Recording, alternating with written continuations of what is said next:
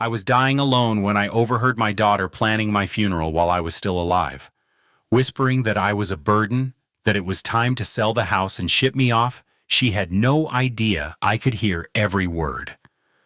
That night, something inside me shattered, and I made a decision that would change everything. I sold the house first for $875,000. When they came back smiling from their trip, their keys didn't fit the note on the doorstep, made them scream. And that was only the beginning of my revenge. I'm John, and welcome to True Family Revenge, where betrayal meets payback. Before we continue, subscribe and tell me where you're listening from. The phone rang just as I was scraping the last of the meatloaf from my plate. Margaret's meatloaf recipe, though mine never tasted quite right without her touch. I glanced at the caller ID and smiled despite myself. Emily. Dad, how are you holding up? Her voice carried that familiar warmth that always made my chest tighten with love and loneliness. I settled into Margaret's old recliner, the leather worn smooth from years of her evening reading sessions. Oh, you know me, sweetheart. Just finished dinner and was about to watch the news.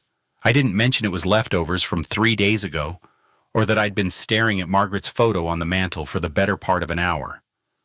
Are you eating enough? You know you can always order groceries online now, right? I showed you the app.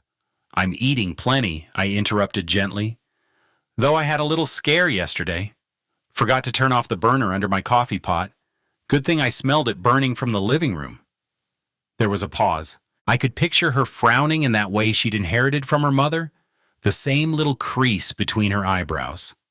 Dad, maybe we should talk about getting someone to check on you more regularly. Michael thinks I'm fine, Emily. Really? How's your business trip going? You're in Las Vegas, right? Yes, the conference ends tomorrow. Michael's been handling most of the client meetings while I sit through these endless presentations about digital marketing trends. She laughed, but it sounded forced. Listen, Dad, I should probably get going. Michael and I have dinner plans with some potential investors. Of course, sweetheart. I love you. Love you too, Dad. Take care of yourself, okay? I heard a click, then rustling sounds. She must have dropped the phone in her purse, I thought, reaching to hang up my end. But then I heard voices muffled but clear enough through her phone's microphone. Michael. You see how he's deteriorating, Emily's voice no longer warm and caring. He forgot to turn off the stove yesterday. What if he burns the house down? My hand froze on the receiver. Ice spread through my chest. It's time for a nursing home, Emily. Michael's voice cold and matter-of-fact. He's becoming a burden, and you know it. Your dad's a good man, but he can't live alone anymore. The house is worth almost $1 million now. Emily's tone had shifted to pure calculation. With Seattle's market, we could probably get $900,000, maybe more. Exactly. Michael sounded pleased. We could sell it, put him somewhere decent, not too expensive, and finally buy that house in Bellevue we've been looking at, the one with the mountain view. My daughter laughed, actually laughed. God, Michael, you should have seen him tonight. So grateful just to hear from me. He has no idea we're planning this. The longer we wait, the more confused he'll get. We should strike, while he still trusts us completely. The phone slipped from my numb fingers, clattering onto the hardwood floor. Margaret and I had installed together 22 years ago. Every board laid by my own hands, every nail driven with thoughts of our family's future. As a veteran engineer from my Army days, I'd even built a secret basement room back then, a hidden space for storage that only Margaret and I knew about, where I'd stashed old service medals and emergency supplies.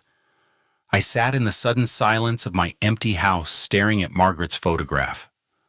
Her eyes seemed to bore into mine with an expression I couldn't quite read. Disappointment warning? Or maybe just the terrible knowledge that comes to those who've already left this world. The grandfather clock in the hallway, Margaret's anniversary gift to me 14 years ago, ticked steadily in the growing darkness. Outside, the first spring crickets began their evening song in the garden Margaret had planted, and I still tended. Something cold and hard settled in my chest, replacing the warmth I'd felt hearing my daughter's voice just moments before. My hands, weathered from decades of construction work and old war scars, slowly curled into fists. They thought I was a burden. They thought I was confused, helpless, ready to be managed and discarded. They were already spending my money, already planning their new life in my grave. But I wasn't dead yet, and I wasn't nearly as confused as they believed. As the mastermind who'd engineered secret compartments in army gear, and now in my own home, I knew how to turn the tables. I don't know how long I sat there in the dark. Margaret's face watching me from the silver frame on the end table. The house felt different now, as if the walls themselves had heard my daughter's betrayal and were holding their breath. My legs felt unsteady when I finally stood to turn on the lamp. The warm light fell across the living room we'd furnished piece by piece, each item chosen with care and saved for with sacrifice. The burgundy sofa where Emily used to curl up doing homework. The coffee table I'd built in the garage, sanding it smooth while she played at my feet. I walked to the kitchen and opened the drawer where I kept old receipts and papers. My fingers found the folder I was looking for without conscious thought. 20 years of financial records I'd never thrown away because Margaret always said you never know when you might need them. University of Washington tuition receipts, $52,000 over 4 years. I remembered those double shifts coming home with concrete dust in my hair and plaster under my fingernails. Margaret would have coffee waiting and would massage my shoulders while I paid bills at this very kitchen table. "John, you're working yourself to death," she'd said one night watching me calculate how to afford Emily's spring semester. "She deserves better than we had Margaret. She's smart enough for anything." Margaret had kissed the top of my head. "Just don't give her so much that she forgets to be grateful." I should have listened. God, I should have listened. The wedding receipts were in there too. $35,000 inside, I'd start $35,000 for one day. I told Emily we could afford $5,000, maybe $8,000 if we stretched. But she'd actually cried about wanting her dream wedding. I'd worked weekends for 6 months installing hardwood floors for a contractor friend who paid me under the table. "Daddy, you're the best father in the world," she'd whispered during our dance, her head on my shoulder, her wedding dress rustling against my rented tux. I'll never forget this, but she had forgotten. Just like she'd forgotten who co-signed her first car loan when her credit wasn't good enough. Just like she'd forgotten who made the calls to get her that marketing job when she was unemployed for 8 months after graduation. I found the bank statements from 2 years ago after Michael lost his financial advisor position for reasons they never fully explained. They'd moved in temporarily just until Michael found something new. I'd never charged them rent. I'd paid the increased utility bills, bought groceries for 3 adults instead of one lonely widower. Michael would pat my shoulder and call me the most generous man in Washington. Emily would hug me and say, "Dad, we'll pay you back when we get on our feet." They'd been on their feet for over a year now, both working good jobs, both making more money than I ever had. But they'd never mentioned moving out, never mentioned paying me back. The anniversary dinner I'd paid for last month, $250, at that fancy steakhouse downtown, because Michael said they deserved to celebrate. The car repair bill I'd covered when Michael's BMW needed a new transmission, $3,500, that cleaned out my emergency fund. "John's like a father to me," Michael had told his friends at their last barbecue, his arm around my shoulders. "I'm so lucky to have married into this family." I'd been proud, actually. Proud to be the generous father-in-law, the man who took care of his family, no matter what it cost him. I walked upstairs to Margaret's in my bedroom, still unchanged after 3 years. Her jewelry box sat on the dresser, her reading glasses folded beside the lamp. I opened the bottom drawer where I kept our important papers and pulled out our original house deed. John and Margaret Thompson, purchased 2001. No liens, no co-signers, no complications. My name only now that Margaret was gone. Standing there in the bedroom where Margaret had spent her last days surrounded by everything we'd built together, I felt something shift inside me. The hurt was still there, sharp as broken glass. But underneath it, something harder was forming. They wanted to put me away and sell my life's work. They thought I was too old, too confused, too grateful for their attention to fight back. I looked at Margaret's photo on the nightstand, remembering her voice from all those years ago. Don't give her so much that she forgets to be grateful. Well, Margaret, our daughter, had definitely forgotten, but she was about to remember that her old man wasn't as helpless as she thought. I walked to my home office and pulled out the business card I'd kept in my desk drawer for 3 years. Robert Lawson, real estate attorney. Margaret had insisted we meet with him after her cancer diagnosis, just to make sure our affairs were in order. It was time for another consultation. The next morning, I walked through my house like a stranger seeing it for the first time. But instead of seeing home, I was seeing what Emily and Michael saw. Square footage market. Value liquid assets. In the kitchen, I ran my hand along the granite countertop. I'd installed myself working by lamplight after my regular job because we couldn't afford to hire contractors. Margaret had picked out the patterned speckled gray with veins of gold that caught the morning light. She'd made coffee on this counter every morning for 16 years until the cancer took her strength away. I remembered the Thanksgiving morning when 3-year-old Emily took her first wobbly steps right here from the refrigerator to Margaret's outstretched arms. We'd both cried with joy, Margaret scooping our daughter up and spinning her around while I scrambled for the camera. Our baby's walking in our house. Margaret had whispered, tears streaming down her face. In the house we built for her. The living room held 24 years of holiday mornings. I could still see 7-year-old Emily's face lighting up at the sight of the dollhouse I'd spent 3 months building in the garage, working in secret after she'd gone to bed.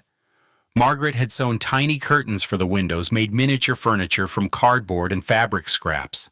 "Daddy, it's just like our house," Emily had squealed. And it was. I'd made it a perfect replica down to the little bay window in what represented her bedroom. That bay window had cost me 6 months of overtime. Margaret had seen it in a magazine and fallen in love with the idea of reading there in the afternoons. I'd learned to cut angles I'd never cut before, measured and remeasured until my back ached from crawling around the frame. "John, we can't afford this," Margaret had worried when she saw me marking measurements on the wall. "You want it, you'll have it," I told her. "I'll make it work." I climbed the stairs to Emily's old room, still painted the soft yellow she'd chosen for her 16th birthday, still decorated with photos of her high school friends and college memories. The room where I'd rocked her through colicky nights as a baby, where Margaret and I had helped her with algebra homework, at the small white desk I'd built to fit perfectly under the window. The master bedroom was the hardest. Margaret's side of the bed still had her water glass on the nightstand, her bookmark still marking page 247 of the novel she'd never finish.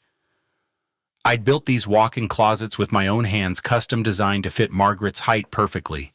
Her clothes still hung there, still smelling faintly of her perfume. This was the room where we'd planned our future, where we'd whispered about our dreams for Emily, where Margaret had died holding my hand while machines beeped around us.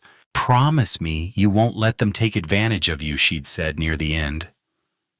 Her voice barely a whisper. "You're too good, John. Too generous. Promise me you'll take care of yourself." I'd promised, but I hadn't kept that promise, had I? In my home office, I found the folder of construction photos Margaret had kept pictures of me. Laying the foundation in the spring of 2001, 24 years younger and 50 pounds stronger. Me and my crew installing the frame.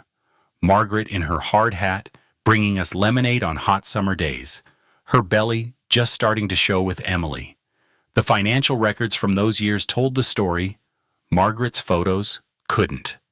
Second mortgage personal loan from my brother. Margaret taking a part-time job at the school district to help with materials costs. We'd eaten beans and rice for months, drove cars held together with prayer and duct tape. But we'd built this house with our sweat, our sacrifice, our love for each other and for the family we were creating. And now my daughter, the baby, who'd taken her first steps in this kitchen, The child who'd played in the yard? I'd landscaped by hand, wanted to sell it all and put me away like an inconvenient piece of furniture. I picked up Robert Lawson's business card from my desk drawer. The edges were worn from 3 years of handling, but the phone number was still clear. Emily and Michael thought they were dealing with a confused old man who'd be grateful for any scrap of attention they threw him. They thought I was weak, helpless, ready to hand over my life's work without a fight. They were about to learn just how wrong they were. As a veteran who'd engineered secret bunkers in the Army, I knew how to lay traps they wouldn't see coming. I dialed Robert's number and listened to it ring, my hands steady as stone. Outside, the spring morning was bright and clear, the kind of day Margaret used to love, the kind of day for new beginnings. The law offices of Lawson Legal Group occupied the second floor of a modest brick building on Fairview Avenue, the kind of place that specialized in helping regular people with real problems, rather than impressing corporate clients. I'd chosen my best suit, the charcoal gray one Margaret had picked out for me to wear to her funeral, and arrived 15 minutes early, my hands only slightly trembling as I signed in at the reception desk. Robert Lawson was younger than I'd expected, maybe 55, with graying temples and the patient demeanor of a man who'd heard every family horror story twice. His office was lined with law books and family photos, a wife, 2 teenagers, a golden retriever, the kind of normal life Margaret and I had tried to build. "Mr. Thompson, good to see you again." Robert poured coffee from a small machine in the corner, the rich smell filling the space between legal documents and filing cabinets. "I remember you and Margaret from a few years back. I'm sorry for your loss." "Thank you." I accepted the coffee, surprised by how steady my voice sounded. "I need to discuss something delicate about my daughter and son-in-law." Robert settled behind his desk, pen ready. "I'm listening." I told him everything: the phone call, the overheard conversation, their plans to sell my house and put me in a nursing home. Robert's expression never changed, but I caught him shaking his head slightly when I described their eagerness to spend my money on their Bellevue dream house. "Unfortunately, Mr. Thompson, this scenario is more common than you'd think." Robert set down his pen and leaned back in his chair. "Adult children often assume they know what's best for their aging parents, especially when valuable assets are involved. But they can't actually do anything, can they? I mean, legally. Let's start with the basics. The house is titled in your name only since your wife's passing." "Correct. That's right. Margaret and I owned it jointly, but when she died, it transferred to me automatically. Then, legally speaking, your daughter and son-in-law have absolutely no claim to your property. They cannot sell it, cannot force you into a care facility, cannot make any decisions about your assets without your explicit consent." Robert pulled a legal pad from his drawer and began making notes. "The house belongs to you, period." Relief flooded through me, followed immediately by something sharper. "So if I wanted to sell it myself, you could put it on the market tomorrow if you chose to. It's your property, your decision." Robert looked up from his notes. "May I ask why you're considering that option?" I thought about Emily's laugh when she'd called me a burden, about Michael's cold calculation of my worth, about 24 years of sacrifice reduced to a real estate transaction.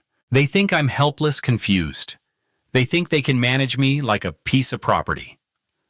My hands clenched around the coffee cup. Maybe it's time I showed them exactly how sharp my mind really is. Robert was quiet for a moment, studying my face. "Seattle's housing market is incredibly strong right now, especially in your neighborhood. Properties are selling within days, often for cash offers above asking price." He paused. "If you were serious about selling quickly before your daughter and son-in-law returned from their trip, how quickly could it happen? With the right buyer. And there are plenty of investors looking for properties like yours. We could have a sale completed within a week, maybe less." Robert leaned forward. "But Mr. Thompson, this is a major decision. Once you sell, there's no going back. I built that house with my own hands, Mr. Lawson. Every board, every nail, every custom detail, including that secret basement I engineered from my Army days. I know exactly what I'm doing. We spent the next hour discussing practicalities, market value estimates, cash buyer networks, legal requirements. Robert explained that he could have everything prepared within 24 hours if I was serious about proceeding. The consultation fee is $250, Robert said as I prepared to leave. If you decide to move forward, that applies toward my legal fees for the sale. I paid in cash, feeling more clear-headed than I had in months. Walking to my truck in the spring sunshine, I felt my phone buzz in my pocket. Emily's name appeared on the screen, and for the first time since her betrayal, I smiled. The phone rang once, twice, 3 times. I could picture her in some hotel lobby in Las Vegas, probably checking her watch, wondering why her grateful old father wasn't jumping to answer her call. Let her wonder. Let her and Michael make their plans about my future, my house, my life. They were in for the surprise of their lives. The phone kept ringing as I climbed into my truck, Robert Lawson's business card, secure in my wallet, and a plan forming in my mind that would teach my ungrateful daughter exactly who she was dealing with. I had built my life from nothing once before. I could certainly tear it down and rebuild it on my own terms. The phone finally stopped ringing, but I knew she'd call back. She always did when she needed something from the old man. This time she was going to get much more than she bargained for. By the time I reached my driveway, confidence had replaced the tremor in my hands. Robert Lawson's words echoed in my mind. It's your property, your decision. 24 years of doubt and second guessing had lifted like Seattle fog in the morning sun. I was unlocking my front door when the phone rang again. Through the window, I could see it buzzing against the kitchen counter where I'd left it. Emily's name glowed on the screen, and for the first time since her betrayal, I smiled. Let her stew for a moment. Let her wonder why her grateful old father wasn't scrambling to answer. I poured myself a glass of water, took a deep breath, and picked up on the 6th ring. Dad, there you are. Emily's voice practically sparkled with artificial enthusiasm. I was starting to worry when you didn't answer earlier. Sorry, sweetheart. I was out running some errands. I kept my tone warm, grandfatherly. How's Las Vegas treating you? Oh, you know how these business conferences are. But listen, I have the most wonderful news. She paused for dramatic effect. Michael and I have been planning something very special for you. I gripped the phone tighter, my knuckles going white. Oh, we want to treat you to a vacation. You deserve some rest and relaxation after everything you've been through since Mom died. Her voice carried that practiced sympathy I now recognized as manipulation. There's this beautiful place we found. It's like a resort, but with medical staff on hand, just in case you need anything. A resort with medical staff. My jaw clenched so hard I thought my teeth might crack. That sounds lovely, sweetheart. You really didn't need to go to such trouble for me. Nonsense. Your family. Michael's voice came through the background. He must have been listening on speakerphone. We've already made all the arrangements. When were you thinking I managed knowing full well they wanted me gone before they returned to claim their inheritance? Well, we should be back by next Friday, Emily said. We were hoping you could be ready by then. Just pack some clothes and personal items. You know the essentials. The essentials. Not the photo albums Margaret had lovingly arranged. Not the furniture I'd built with my own hands. Just the essentials for an old man being shuffled off to die. Actually, Emily, I have a surprise for you too when you get back. Oh, Dad, what kind of surprise? She sounded genuinely pleased. Probably imagining I'd signed papers, or made their job easier somehow. I walked to the bay window I'd built for Margaret, looking out at the garden she'd planted, the porch swing where we'd spent countless evenings planning our future. It's something I've been working on since our last conversation. I think you'll be very surprised. You're so sweet, Dad. We'll talk about everything when we get home. Okay, get some rest, and we'll take care of everything else. Sweet. She called me sweet while planning to steal my life. I will, sweetheart. I love you. Love you too, Dad. See you Friday. The line went dead, and I set the phone down with hands steadier than they'd been in weeks. I walked to my home office and opened my laptop, the screen glowing to life with possibilities I'd never considered before. My fingers hovered over the keyboard for just a moment before I typed, "Real estate agents, Seattle." The search results filled my screen like ammunition in a war I was finally ready to fight. I'd always been methodical. 24 years as a construction engineer had taught me to research thoroughly before making any decision. Tonight, that methodical nature would serve a different purpose. I clicked through agent profiles comparing success rates and client testimonials like I used to compare structural steel suppliers. Capitol Hill, Bellevue University District neighborhoods where houses sold for the kind of money Emily and Michael were already spending in their dreams. One name kept appearing in the top results. Daniel Harper, 43 years old, specialized in quick sales, averaged 18 days from listing to closing. His photo showed a professional smile and confident eyes, the kind of man who could make things happen fast. His testimonials were exactly what I needed to see. Daniel sold our house in 6 days. Cash buyer lined up within 48 hours. Smooth closing, no complications. I stared at his direct phone number prominently displayed beneath his credentials. This was it, the moment that would set everything in motion. Once I made this call, there would be no going back to being the grateful, manageable old man my daughter expected. Margaret's photo on my desk seemed to be watching me. I could almost hear her voice. "John, are you sure about this?" I was sure, more sure than I'd been about anything since her funeral. I dialed Daniel Harper's number with steady fingers. "Daniel Harper, Harper Realty. How can I help you?" "Mr. Harper, my name is John Thompson. I'm interested in selling my house quickly. How fast can these things actually happen?" "Well, Mr. Thompson, that depends on several factors, but with the right property and pricing strategy, I've closed deals in as little as 7 days with cash buyers." "What kind of timeline are you looking at?" 7 days. My heart hammered against my ribs. 7 days that fast? Absolutely. Seattle's market is incredibly hot right now, especially for well-maintained properties in established neighborhoods. "Can you tell me a bit about your house?" I looked around my kitchen, seeing it through a buyer's eyes. For the first time, 2-story, 200 square feet, built in 2001 Capitol Hill area. 3 bedrooms, 2.5 baths.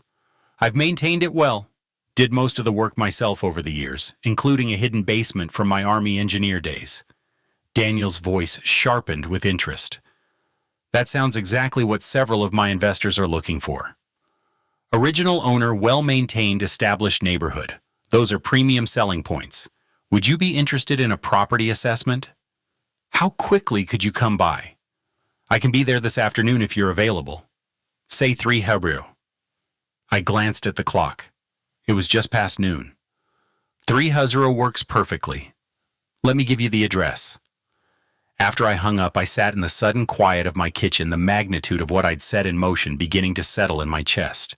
In 3 hours, a stranger would walk through the house Margaret and I had built together, assigning dollar values to our memories.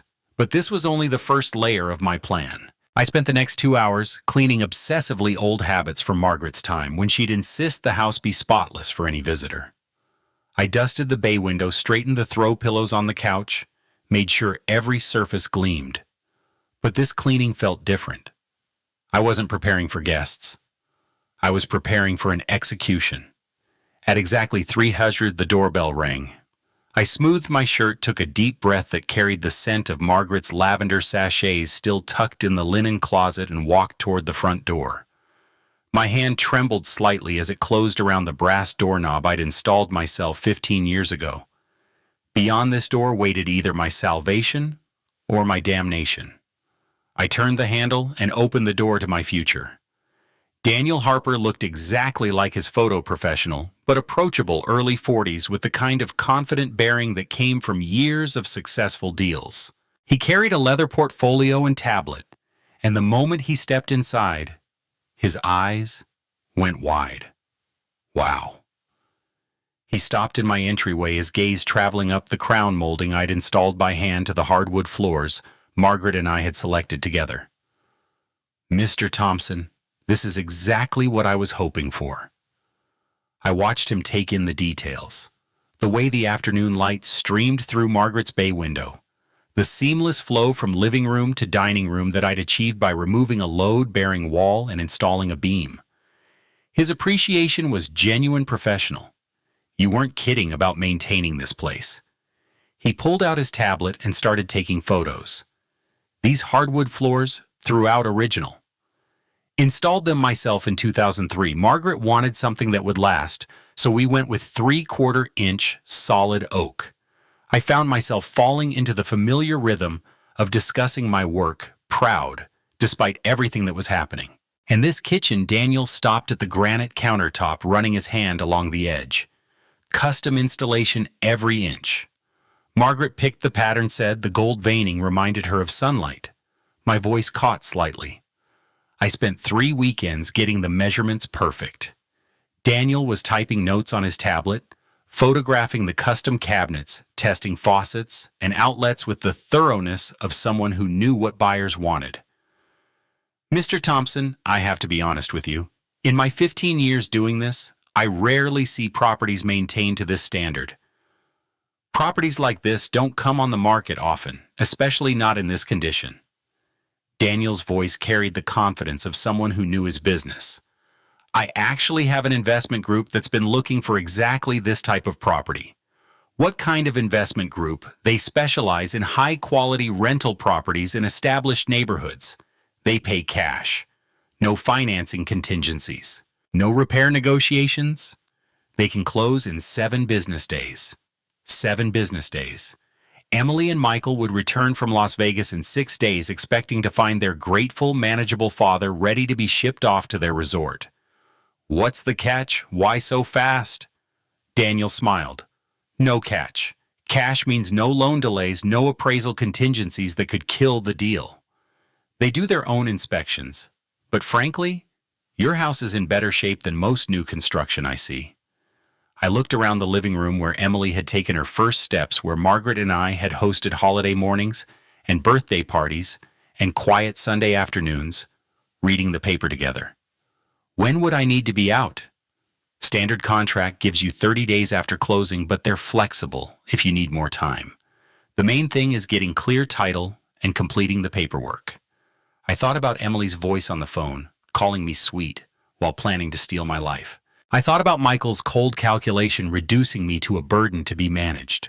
I thought about Margaret's warning about being too generous, too trusting. Let's do it. Daniel's professional mask slipped for just a moment, revealing genuine excitement. "Excellent choice, Mr. Thompson. Let me call them right now." I watched him dial, heard him describe my property with the enthusiasm of someone who'd found buried treasure. Capitol Hill area, original owner, immaculate condition, custom features throughout. He ended the call with a broad smile. "They want to move forward immediately. I can have the initial contracts ready by tomorrow morning." The sun was setting through Margaret's bay window, casting golden light across the room where I just agreed to sell 24 years of my life. But for the first time since that devastating phone call, I felt something that had been missing for too long. Control. How does 900 AM sound? The question hung in the air like smoke, and I realized Daniel was waiting for an answer that would change everything. The grandfather clock in the hallway, Margaret's 14th anniversary gift to me, ticked steadily in the silence. 9 sounds perfect. After Daniel left with promises of contracts and closing timelines, I stood alone in the house that would soon belong to someone else. The evening light through Margaret's windows painted everything golden, like a photograph of a life I was about to leave behind. But it wasn't sadness I felt. It was anticipation. Daniel arrived the next morning with contracts, a notary, and coffee for everyone, the kind of professional efficiency I'd always respected. I read every line with the thoroughness that had made me a good engineer, checking details the way I used to check blueprints. Sale price, $875,000. Cash purchase. Closing date 7 business days from signing. The notary, a middle-aged woman with kind eyes, walked me through each signature. Minimal contingencies, just the title search and final walkthrough, and I can remain in the house for 30 days after closing, if needed. That's correct, Mr. Thompson. Though most sellers prefer to move out sooner rather than later just for peace of mind. Peace of mind? I almost laughed. The only peace of mind I'd have would come from seeing Emily and Michael's faces when they discovered what their burden had done. I signed my name with steady hands, and just like that, the process was in motion. The first 3 days passed in a blur of paperwork and inspections. The title company began their search through decades of records. The investors sent their team a polite crew who admired my workmanship and found nothing to complain about. "Your father-in-law really knew what he was doing," one of them said, assuming I was already gone. "These floors, this electrical work, all top quality." Days 4 through 6, I became a man with a secret mission. I researched apartments online, looking for something small but comfortable somewhere. I could start over with nearly $805,000 in the bank. I found a place in Bellevue, a senior community with golf courses and a community center. The kind of place Margaret and I had sometimes talked about for our golden years. I also called storage facilities, planning which of Margaret's things I'd keep and which I'd have to leave for the new owners. Her china, definitely her jewelry box, the photo albums, the essentials of a life lived together. But I had more layers to my plan. I drafted a fake will, leaving everything to Emily on condition she cared for me at home and hid it in the secret basement where they'd eventually find it, thinking they had a second chance. Day 7 brought a strange confidence I hadn't felt in years.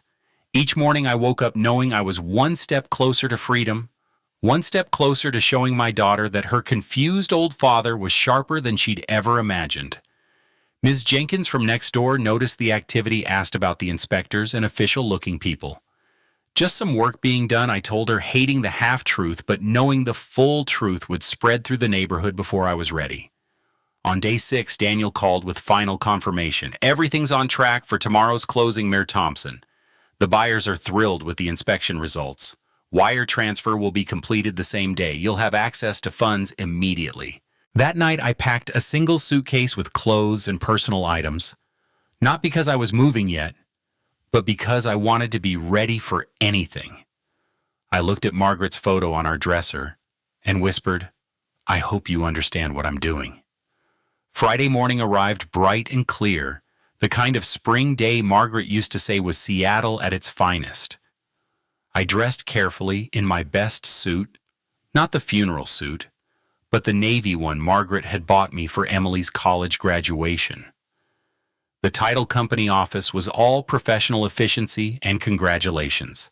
The buyers were represented by their attorney, a sharp woman who double-checked every document. Daniel handled the paperwork like a conductor leading an orchestra.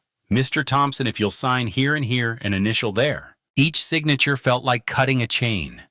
The deed transfer, the settlement statement. The final acknowledgement that 1532 Pine Street no longer belonged to John Thompson.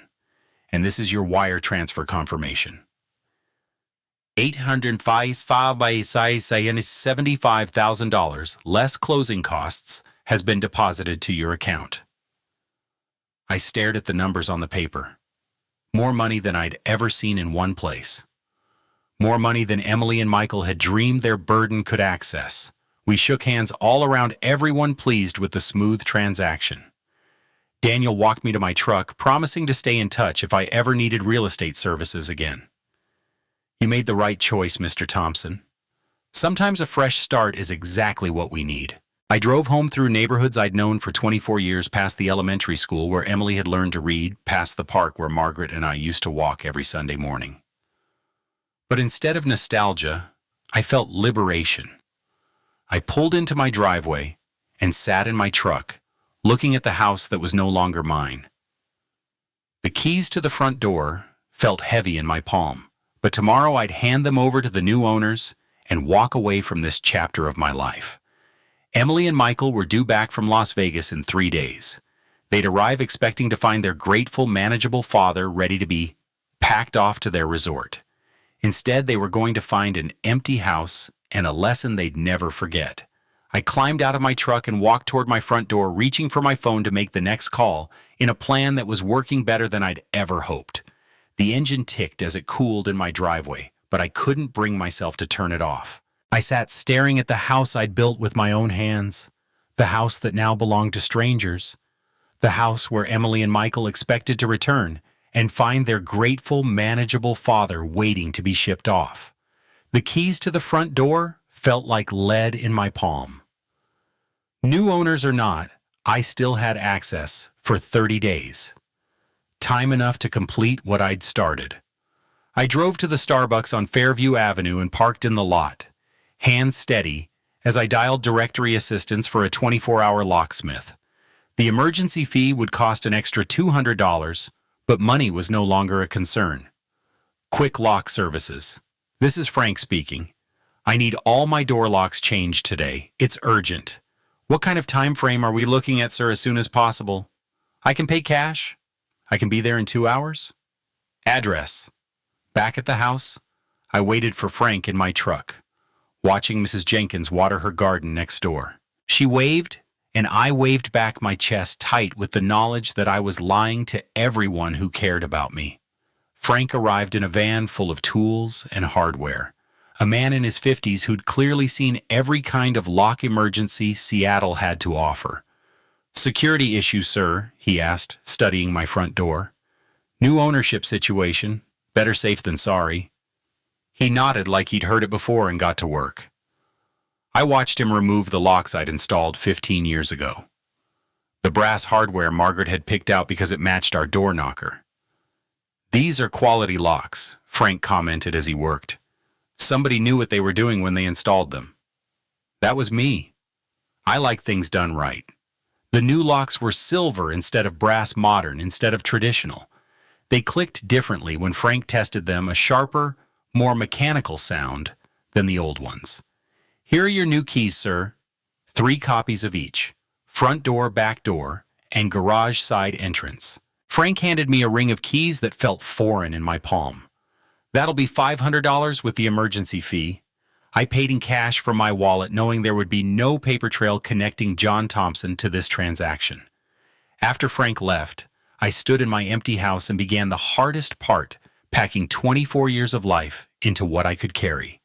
Margaret's jewelry box went into my suitcase first, along with our wedding photos and the novel she'd been reading when she died. Bookmark still marking page 247, my engineering certificates are important documents. Margaret's favorite cookbook with the handwritten notes in the margins. I left almost everything else. The furniture that told our story would have to stay.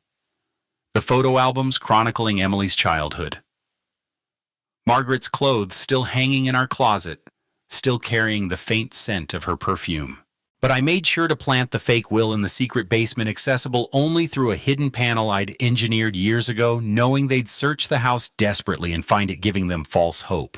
While I packed, I called Evergreen Residences on my phone, explaining that I needed a furnished 1-bedroom immediately. We have a lovely unit available for immediate occupancy, said Ms. Lopez, the property manager. Month-to-month lease if you prefer flexibility. I'll take it. I met Ms. Lopez at the apartment complex an hour later. A modest but clean building designed for seniors with a community center and well-maintained grounds. The 1-bedroom unit was simple but comfortable, furnished with everything I needed to start over. Cash deposit is perfectly fine, Mr. Thompson. When would you like to move in tonight? Mrs. Lopez's eyebrows rose slightly, but she didn't ask questions. I signed the lease and handed over first month's rent plus deposit. Nearly $3,200 that would have seemed impossible to spend casually just 2 weeks ago. Loading my car in the gathering dusk, I caught Miss Jenkins watching from her window. She waved again, and I felt the weight of all the relationships I was severing, all the connections Emily and Michael had forced me to cut. I took one last walk through the empty rooms, my footsteps echoing differently now that the house belonged to someone else. In the kitchen, where Margaret had taught Emily to bake Christmas cookies. In the living room, where we'd watched Emily open presents on Christmas morning. In our bedroom, where Margaret had taken her last breath while I held her hand. "I'm sorry, honey," I said aloud to Margaret's memory. "But you'd understand. You always said I was too generous for my own good." I locked the new locks and drove away from Pine Street for what might be the last time. My rearview mirror full of the life I was leaving behind. The sun was setting when I arrived at Evergreen Residences, my car loaded with the essentials of my existence. I carried my suitcase to my new front door, fumbling with unfamiliar keys to unfamiliar locks. Inside the small apartment, I dropped my suitcase and immediately reached for my phone. The final phase of my plan required one more call, one more piece of the puzzle that would give Emily and Michael the surprise of their lives. The apartment felt like a motel room, functional but soulless, with generic furniture and the lingering smell of industrial carpet cleaner. I stood holding my phone, Margaret's photo already positioned on the nightstand, trying to decide which bank would best protect nearly $805,000 from the children who thought they deserved it.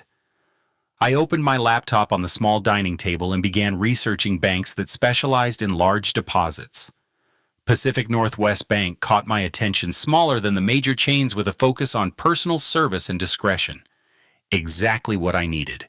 Pacific Northwest Bank Private Banking Division. This is James Whitaker. Mr. Whitaker, my name is John Thompson. I need to open an account for a substantial deposit around $875,000. The brief pause on the other end told me James was recalculating his day. "We'd be absolutely delighted to work with you, Mr. Thompson. When would be convenient for a consultation? Monday morning, 9:00 a.m. Perfect. I'll have everything prepared." The weekend stretched ahead of me like uncharted territory. I'd never lived anywhere but the house Margaret and I built together.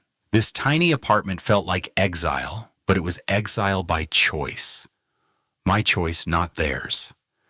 Saturday morning, I made coffee in the unfamiliar kitchenette and methodically unpacked my belongings. Margaret's jewelry box on the dresser, my engineering awards on the bookshelf, our wedding photo beside the bed where I'd sleep alone in a space that had never known Margaret's presence. I drove to the grocery store and bought food for one person. Simple meals. Nothing that required the kind of cooking Margaret had loved. The checkout clerk, a young man with kind eyes, asked if I was new to the area. "Just moved in," I told him. "Starting fresh." Sunday morning, I discovered a coffee shop called Java Peaks, 3 blocks from my apartment. The barista, a young woman named Lisa with purple streaks in her hair, made the kind of strong coffee I preferred. "You're new around here?" she observed, not prying, just friendly. "Retired engineer?" I said, looking for a quieter life. "Well, you found the right neighborhood for that. Most of our customers are pretty mellow." I sat by the window with my coffee, watching people walk dogs and push strollers, living the kind of normal Saturday morning that Margaret and I used to treasure. But instead of sadness, I felt something I hadn't experienced in months. Anticipation. Monday morning, I dressed in my best suit and drove to Pacific Northwest Bank. James Whitaker was younger than I'd expected, maybe 45, with the kind of professional warmth that came from handling people's life savings. "Mr. Thompson, what brings you to Pacific Northwest Bank? I recently sold my house. I need a fresh start with an institution that values personal relationships over transaction fees." James nodded with genuine understanding. "We specialize in exactly that kind of service. Tell me about your needs." I explained my situation carefully, a widower who'd sold his family home and needed secure, accessible banking. James asked thoughtful questions, never prying beyond what was necessary for account setup. "I'll need to wire the funds from my previous bank," I explained. "No problem at all. We can initiate that transfer today, and the funds should clear by Wednesday." James prepared the paperwork with quiet efficiency. Online banking, debit card, and checkbook, all standard services. Given the amount, I'd also recommend our premium account package for additional security features. I signed documents that made me an official client of Pacific Northwest Bank, customer number 84. with access to nearly $805,000 that Emily and Michael would never see. Tuesday and Wednesday passed in the strange rhythm of my new routine. Morning coffee at Java Peaks. Lisa remembered my order and asked about my weekend. Afternoon walks through the neighborhood, discovering a small park with benches where other retirees fed pigeons and read newspapers. Wednesday afternoon, James called with the news I'd been waiting for. "Mr. Thompson, your funds have cleared successfully. Your account is fully active." I hung up and looked around my small apartment at Margaret's photo, watching me from the nightstand at the simple life I was building from the wreckage of my daughter's betrayal. For the first time since Margaret's death, I felt truly in control of my own destiny. Wednesday evening, I sat in my single chair, not Margaret's reading chair, not the recliner where I'd heard Emily's betrayal, just a plain chair in a plain room that belonged entirely to me. I opened my laptop and typed mini surveillance cameras into the search bar. My fingers hovered over the keyboard, knowing that what I was about to order would capture the final act of my revenge. Emily and Michael were returning on Friday, expecting to find their grateful old father ready to be managed. Instead, they were going to discover that their burden had become their biggest problem. The search results filled my screen with dozens of surveillance options, from obvious security cameras to devices disguised as everyday objects. After 30 minutes of research, I found what I needed: a wireless mini camera hidden inside what looked like a phone charger. The specifications were perfect for my engineering mind. Wi-Fi enabled with smartphone app control motion, activated recording, 12-hour battery life, and crystal clear video quality. Most importantly, it could stream live footage directly to my phone from anywhere with internet access. I ordered it with expedited shipping, paying the extra $40 to guarantee Thursday delivery. The total cost was $159, an amount that would have made me hesitate 2 weeks ago but barely registered now. With the camera ordered, I turned to the next crucial element, the note that would explain everything to Emily and Michael when they discovered their keys no longer worked. The first draft was too angry, too raw with the pain of their betrayal. The second was too cold, missing the personal devastation they'd caused. By the third draft, I found the right tone, dignified, but devastating, loving, but final. I wrote in my careful engineer's handwriting, the penmanship Margaret had always admired. "Dear Emily and Michael, I heard everything. The house is sold. Your inheritance is my independence.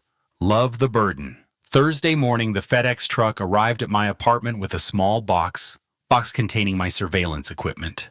I spent an hour in my kitchen testing the device and learning the smartphone app. The video quality was remarkably clear, the audio sharp enough to catch whispered conversations.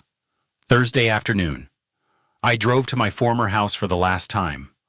I used the garage door opener I'd never given Emily and Michael parking inside to avoid questions from neighbors. My hands shook slightly as I approached the front door with my new keys. Inside the house still smelled like home: Margaret's lavender sachets, the lemon oil I used on the wooden furniture, the faint residue of 24 years of family dinners. But there were new additions that made my chest tight. Emily and Michael's suitcases by the stairs, their mail scattered on the kitchen counter. Evidence that they'd been treating my house as their personal storage facility while planning my exile. I positioned the camera charger by the front door outlet, angling it perfectly to capture anyone entering. The view through my phone app showed the entire entryway, including the spot where I planned to hang my note.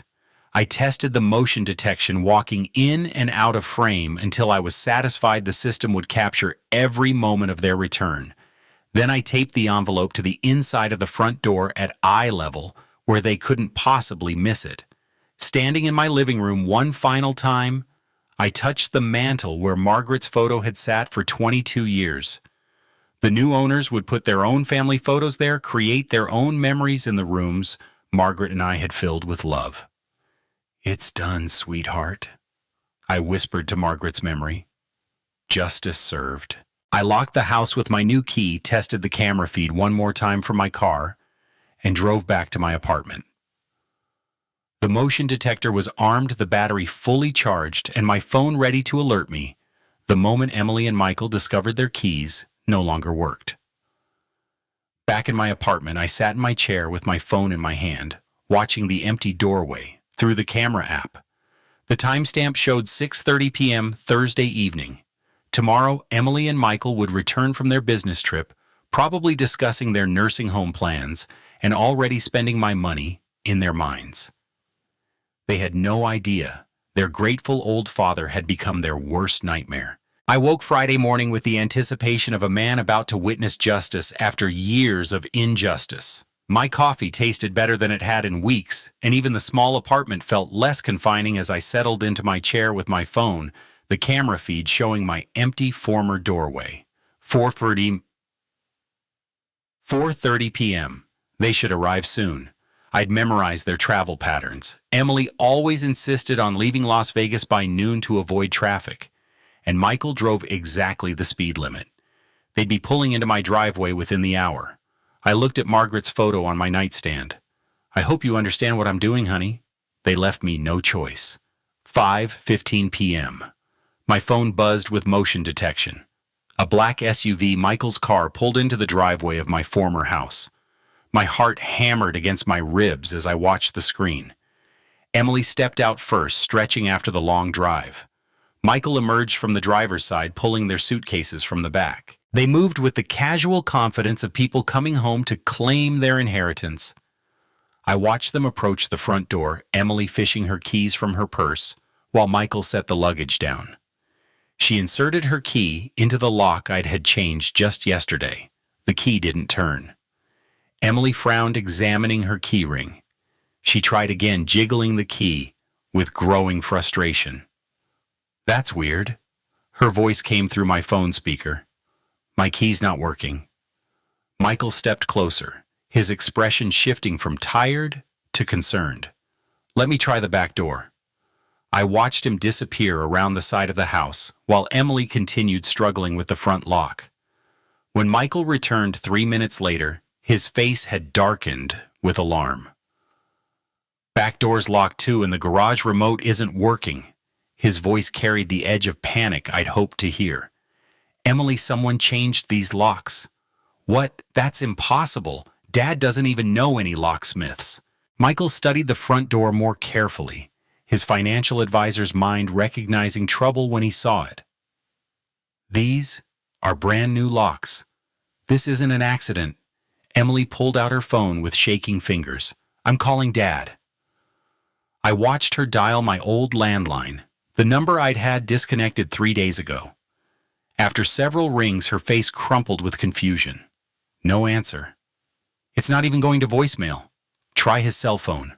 He doesn't have a cell phone, remember? We talked about getting him one for emergencies. Her voice cracked with the first hint of real fear. Michael was examining the windows now, his earlier confidence completely evaporated. There, that one's unlocked. I can boost you up. I watched my daughter climb through the kitchen window I deliberately left unlatched, her business suit catching on the frame. She disappeared inside, and moments later the front door opened from within. Michael entered with their suitcases, and both of them stopped dead when they saw the white envelope taped to the door at eye level. Emily's hand trembled as she pulled down the envelope with her name and Michael's written in my careful script. I leaned forward in my apartment chair, phone clutched in both hands, as she tore open the seal. Her eyes moved across my words, Michael reading over her shoulder. I watched their faces change confusion to shock, to disbelief, to horror. He sold the house. Emily's voice rose to a near shriek. How could he do this to us?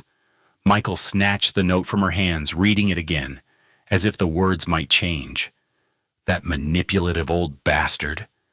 He was playing us the whole time. 800 feet. $1,000. Emily was crying now, her careful makeup streaking down her cheeks. He kept it all. That money was supposed to be our future. Your future? Michael snapped, his mask of devoted son-in-law finally slipping. This is your father, Emily. You should have handled this better. My fault, she whirled on him, years of suppressed resentment boiling over. You're the one who said he was becoming a burden. You're the one who pushed for the nursing home. Well, he was a burden. Look what he's done to us. Michael gestured wildly around the room that was no longer theirs. We're homeless. Our lease expires next week. The beautiful irony wasn't lost on me. They were fighting in my living room about being homeless just as they'd planned to make me homeless in their nursing home. Call a lawyer, Emily said desperately. There has to be something we can do. He can't just sell the house without telling us. With what money? Michael's voice dripped with contempt. In case you forgot, I lost my job 6 months ago and your marketing salary barely covers our car payments. Then get another job.